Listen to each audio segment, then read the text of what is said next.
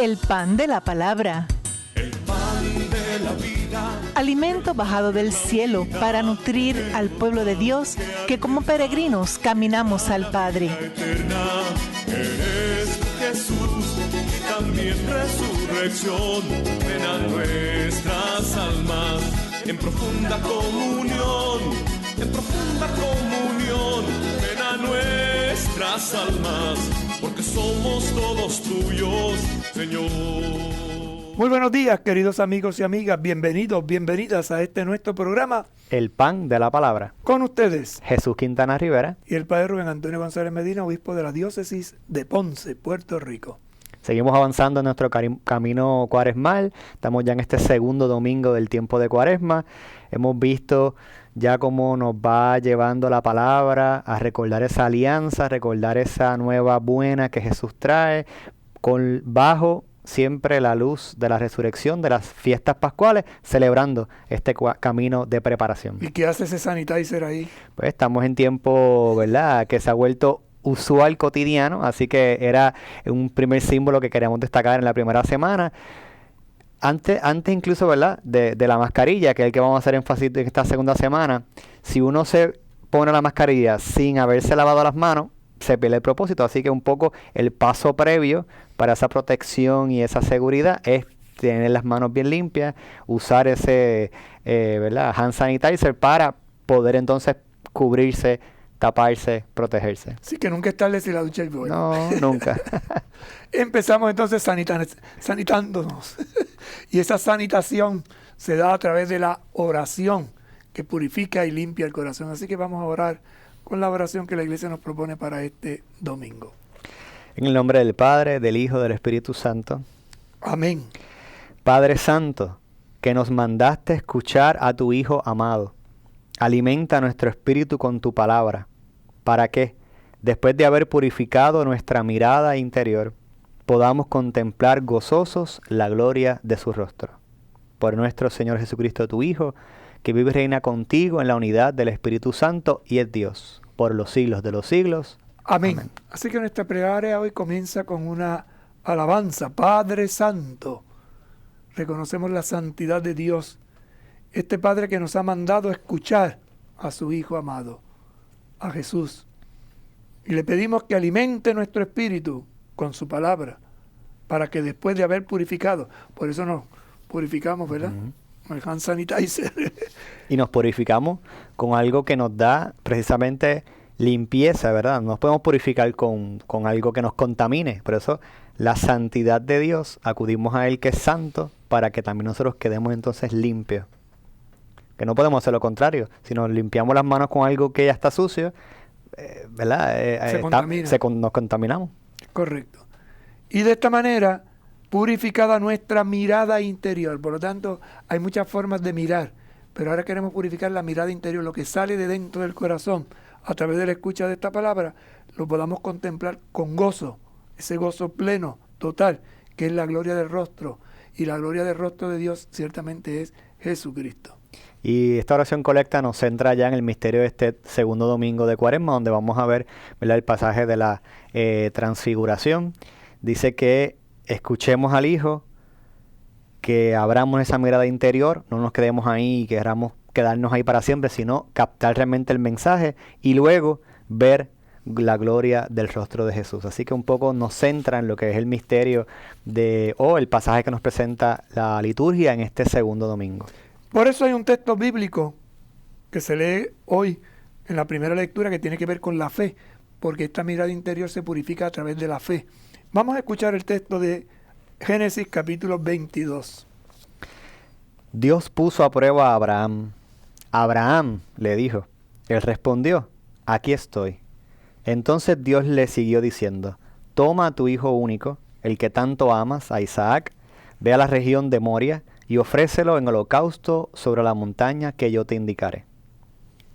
Cuando llegaron al lugar que Dios le había indicado, Abraham erigió un altar, dispuso la leña, ató a su hijo Isaac y lo puso sobre el altar encima de la leña. Luego extendió su mano y tomó el cuchillo para inmolar a su hijo. Pero el ángel del Señor lo llamó desde el cielo. Abraham, Abraham. Aquí estoy, respondió él. Y el ángel le dijo, no pongas tu mano sobre el muchacho ni le hagas ningún daño. Ahora sé que temes a Dios, porque no me has negado ni siquiera a tu hijo único. Al levantar la vista, Abraham vio un carnero que tenía los cuernos enredados en una zarza. Entonces fue a tomar el carnero y lo ofreció en holocausto en lugar de su hijo. Luego el ángel del Señor llamó por segunda vez a Abraham desde el cielo y le dijo, juro por mí mismo, oráculo del Señor, porque has obrado de esa manera y no me has negado a tu hijo único, yo te colmaré de bendiciones y multiplicaré tu descendencia como las estrellas del cielo y como la arena que está a la orilla del mar. Tus descendientes conquistarán las ciudades de sus enemigos, y por tu descendencia se bendecirán todas las naciones de la tierra, ya que has obedecido mi voz. Palabra de Dios. Te alabamos, Señor.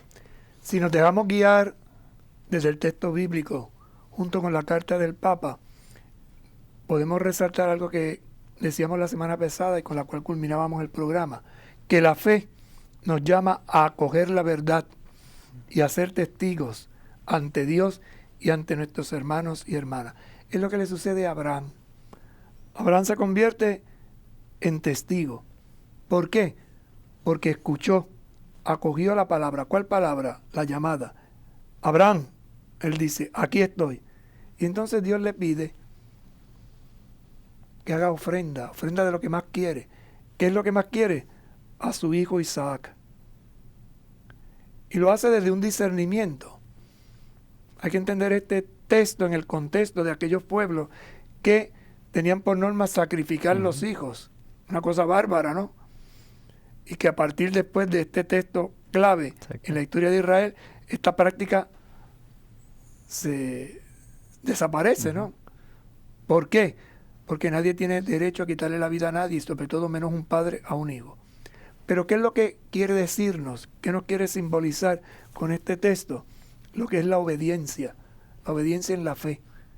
La disponibilidad de aquel que, por cumplir la voluntad de Dios, está dispuesto a hacer ofrenda de lo que más quiere. Estamos en el capítulo 22 del Génesis, ¿verdad? Y ya desde el capítulo 12, cuando Dios llama a Abraham directamente, lo llama y le promete algo, ¿verdad? Ya hace una alianza. En el capítulo próximo, en el 13, vemos cómo ya Dios va cumpliendo su palabra. Y entonces Abraham se enfrenta a peligros en Egipto y se enfrenta a reyes poderosos y sale airoso. Vemos entonces más adelante en el capítulo 15 que nuevamente se ratifica la alianza. Dios vuelve a prometerle a Abraham lo mismo que le promete ahora. Y entonces aparece la promesa del hijo. Hijo que ahora le pide que sacrifique. Entonces Dios ha hecho una alianza, hace una alianza con Abraham, con su pueblo. Ya está cumpliendo con la parte que él le ha prometido de bendición, de protegerlo, de darle descendencia de un hijo. Entonces ahora parecería que quiere, que entonces Abraham empiece a cumplir, ¿verdad?, con su parte de la promesa. Pero, como muy bien decíamos, pues lo que le pide no es lo habitual entre las costumbres de los pueblos de esa región. Sacrifíqueme a tu hijo. No, es un Dios que no exige ese tipo de sacrificio, que lo que busca es otra cosa. Ya lo decíamos un poco en la oración, esa mirada interior que cambia y que date cuenta que te estoy pidiendo no quizás lo que estás acostumbrado a dar o lo que, ¿verdad?, usualmente, sino algo nuevo, algo distinto. ¿Qué era lo que había sucedido con Isaac y Abraham? Que Abraham había hecho de Isaac un ídolo. Y cada vez que decían, ¿tú crees en Dios? Isaac, ven acá, mira. Exacto, ahí está. Ahí él había puesto toda su esperanza porque le iba a, no a suplir, sino a heredar todo lo que entonces su vida tenía sentido. Exacto. Y eso lo había idolatrado. Y entonces Dios le dice, no, o sea, aquí el que te dio el hijo fui yo. Exacto. Así que sacrifícamelo.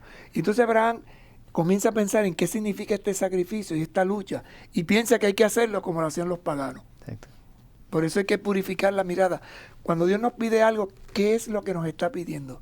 ¿Qué es lo que Dios quiere verdaderamente? No que hagamos un acto de barbarie. O sea, ¿cómo vas a matar a su hijo? Tú que tienes dos, ¿cuál de los dos me das? ¿Cuál darías dispuesto? Ninguno. Pues fíjese que es terrible, ¿no? Para un padre decirle, sacrifica, pero ¿cómo que lo voy a sacrificar? Pero entonces, entre lo que veía, entre lo que quería. Y no es eso. Y estuvo a punto de, hasta que se dio cuenta que eso no era lo que Dios le pedía, que era algo interior, algo mucho más profundo, en otras palabras, que le entregara su corazón. Y ahí entonces podemos reinterpretar lo que el Papa nos decía la semana pasada, bueno, lo que dicen estos días en la carta que comentábamos, ¿verdad? Que la verdad se manifestó en Cristo. Cristo no pide destrucción. Cristo pide donación de tu vida, que hagas ofrenda de lo tuyo. ¿En qué sentido? En que entregues lo mejor de ti, el amor hecho vida. La iglesia entonces transmite esta palabra de generación en generación. Esta verdad no es una construcción del intelecto, no es lo que yo me imagino, no es lo que yo creo que Dios que está diciendo que no va por ahí. Destinada a pocas mentes elegidas, superiores o ilustres, sino que es un mensaje que recibimos y podemos comprender gracias a la inteligencia del corazón. Estas palabras son importantes, porque a veces corremos el peligro de inventarnos una respuesta desde Dios que no es de Dios. Unas interpretaciones rarísimas, ¿verdad?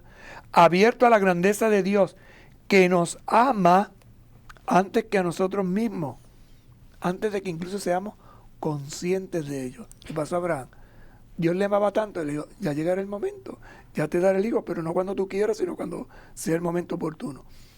Esta verdad es Cristo mismo, que asumiendo plenamente nuestra humanidad, se hizo camino. ¿Cómo llego yo al Padre? A través de un camino que es Jesús. Jesús me enseña la manera en que debo de cumplir la voluntad. Un camino exigente, pero abierto a todos. Todo el mundo lo puede seguir, desde el pequeño al más mayor, desde el más mayor al más pequeño, desde el más fuerte al más débil, porque lo que Dios pide es cambiar el corazón. Fíjate, con la llegada de Isaac, ¿verdad? A la familia de Abraham y Sara, él pudo haber pensado, ya Dios cumplió su promesa, no debo esperar ninguna otra actuación de Dios porque Él me prometió un hijo, una descendencia y llámala a Dios. Entonces un poco por ahí, ¿verdad? Va también ese pasaje de renovar y mantener viva esa fe porque todavía faltaba mucho por ocurrir. ¿Verdad? Nosotros lo vemos ahora desde nuestra situación. Pero esto es apenas el comienzo del pueblo, el comienzo de la alianza, el comienzo de un proyecto de salvación que incluso nos alcanza a nosotros hoy, que pasa por todas las etapas, profeta, imperio, ¿verdad? Reino, Jesucristo. Entonces, el hijo que era la bendición, quizás se había convertido para Abraham en una pieza de estancamiento. Ya Dios me lo dio hasta aquí, ya no tengo más nada que esperar, se me cumplió la palabra. Pues ya está todo. Y sin embargo, es ese caminar nuevamente, ese volver a retomar, eso que no acaba nunca, como el Papa mismo nos dice en el mensaje de Cuaresma, eso que es toda la vida del cristiano, que va siempre en ese recorrido y en ese camino. Y fíjate que le invita a comenzar de nuevo. De nuevo. O sea, esto no te pertenece, este hijo no es tuyo. Tienes que dejarlo en libertad porque lo había hecho un ídolo, se había apoderado de él, lo tenía agarrado. Por eso la llamada es algo distinto. Y tuvo que hacer ayuno. ¿Pero qué tipo de ayuno hizo Abraham? El del sufrimiento. Exacto. Tengo que sacrificar, tengo que entregar, tengo que dar. Sacrificio, oficio de santo. ¿Cómo hago yo de esta criatura que he convertido en un ídolo en algo santo para Dios? Dejándola ser. Entendiendo que no me pertenece. Entendiéndole que tiene su misión independiente de la mía. Y que yo no dispongo, yo no te voy a sacrificar a ti por lo que yo quiero. La ofrenda es mucho más amplia.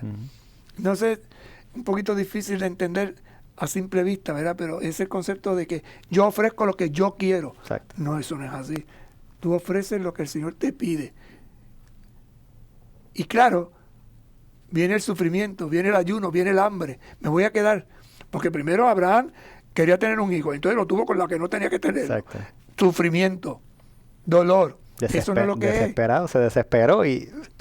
Cada vez que te desesperas o me desespero, nos apartamos del plan de Dios. Pero pausamos que estamos hablando mucho. Nos vemos ahorita. El pan de la palabra. El pan de la vida. Luz y guía para nuestros pasos en el caminar. Con ella la iglesia reza, habla, piensa, discute, se busca la voluntad de Dios. Resurrección, ven a nuestras almas. en profunda comunión, ven a nuestras almas, porque somos todos tuyos, Señor.